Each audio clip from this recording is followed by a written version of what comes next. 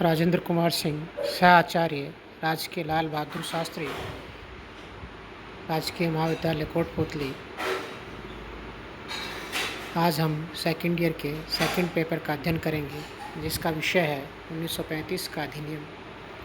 1930, 1931 और 1932 के गोलमेज सम्मेलनों में किए गए विचार के आधार पर मार्च 1933 में भावी सुधार योजना के संबंध में एक श्वेत पत्र प्रकाशित किया गया,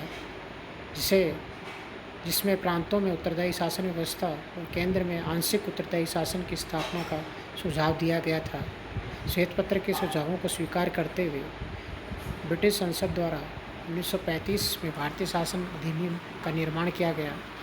अधिनियम की मुख्य विशेषताएं हैं: नंबर 1 प्रस्तावना, नंबर 2 लंबा प्रलेख, नंबर 3 ब्रिटिश संसद की सर्वोच्चता, नंबर 4 प्रांतीय स्वायत्तता, नंबर 5 केंद्र में देश शासन की स्थापना, नंबर 6 संघीय शासन व्यवस्था, नंबर 7 विषयों का बंटवारा, नंबर 8 संघीय न्यायालय, नंबर 9 संरक्षण और आरक्षण, नंबर 10 विधानमंडलों और मताधिकार का विस्तार, नंबर 11 सांप्रदायिक निर्वाचन पद्धति को कायम रखना, नंबर 12 भारत परिषद की समाप्ति, नंबर 13 बर्मा, बरार और अदन से संबंधित प्रशासन।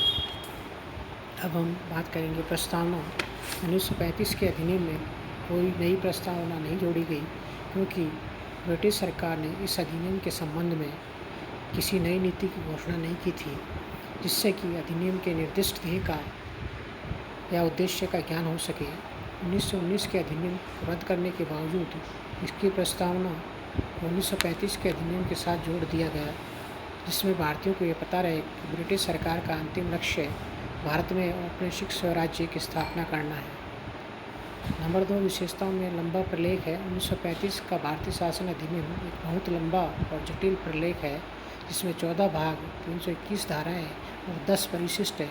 इसमें केंद्रीय और प्रांतीय सरकारों के ढांचे का विस्तृत विवरण किया गया है। नंबर 3 विशेषता इसकी है ब्रिटिश संसद की सर्वोच्चता। 1935 के अधिनियम में संशोधन, सुधार या रद्द करने का अधिकार ब्रिटिश संसद के पास रखा गया। अधिनियम में किसी भी प्रकार का परिवर्तन का अधिकार प्रांतीय विधानमंडल तथा संघीय व्यवस्थापिका को नहीं दिया गया। इस प्रकार भारतीय भाग्य के निर्णय को अंतिम सत्ता ब्रिटिश संसद के पास बनी रही। नंबर 4 की चौथी विशेषता है प्रांतीय स्वायत्तता। 1935 के अधिनियम की सबसे बड़ी विशेषता प्रांतीय स्वायत्तता की स्थापना है।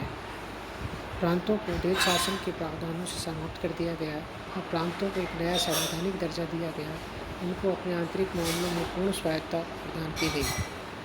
केंद्र अगली विशेषता है केंद्र में देश शासन की स्थापना। 1935 के अधिनियम द्वारा प्रांतों में देश शासन प्रणाली को समाप्त कर दिया गया, किंतु अब उसे केंद्र में लागू कर दिया गया है। केंद्रीय विषयों को 2 भागों में बांटा गया: रक्षित विषय, दूसरा हस्तांतरित विषय। रक्षित विषयों की चर्चा करते हैं, जिसमें प्रतिरक्षा, चर संबंधी मामले, विदेशी मामले, कबीलों के मामले, जिनका शासन गवर्नर जनरल अपनी इच्छानुसार चला सकता था। हस्तांतरित विषयों का संचालन गवर्नर एक मंत्री परिषद की सहायता से करता था। ये मंत्री संघीय विधानमंडल के प्रति उत्तरदायी होते थे। मंत्रियों की संख्या 10 से अधिक नहीं हो सकती थी। ये गवर्नर जनरल द्वारा नियुक्त और प्रतिच्युत किए जाते थे। अगली विशेषता है संघीय शासन व्यवस्था।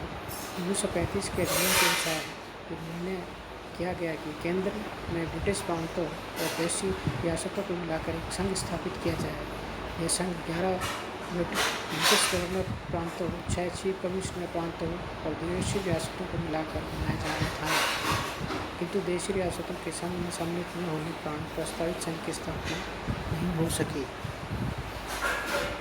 अगली विशेषता है विषयों का बंटवारा। 1935 के अधिनियम द्वारा समग्र विषयों को 3 सूचियों में बांटा गया: नंबर 1 संघीय सूची, नंबर 2 प्रांतीय सूची और नंबर 3 संवर्ती सूची। संघीय सूची में 59 विषय, प्रांतीय सूची में 54 विषय और संवर्ती सूची में 36 विषय रखे गए।